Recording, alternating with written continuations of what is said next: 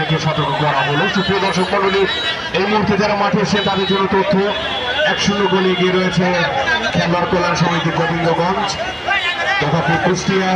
BGMA তারা 1-0 গোলে পিছিয়ে রয়েছে। একটিমাত্র গোলটি করেছেন সোহাগ, চমৎকার একটি গোল করেছেন। এই মুহূর্তে খেলা বন্ধ রয়েছে। ধন্যবাদ জানাচ্ছি এই খেলার যিনি পৃষ্ঠপোষক এবং আয়োজন করেছেন তারাধর ইউনিয়নের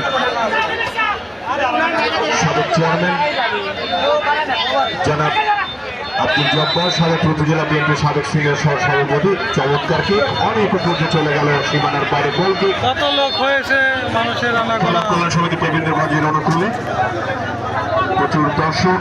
চমৎকার খেলা হচ্ছে উভয় দলের মধ্যেই, আক্রমণ পাল্টা আক্রমণের মধ্যে দিয়ে। এবং আপনারা জানেন উভয় দলেই বাংলাদেশের সেরা সেরা খেলোয়াড়রা খেলছেন। আজকে উদ্বোধনী ম্যাচ আপনারা উপভোগ করছেন। নেবেন বললাম তো।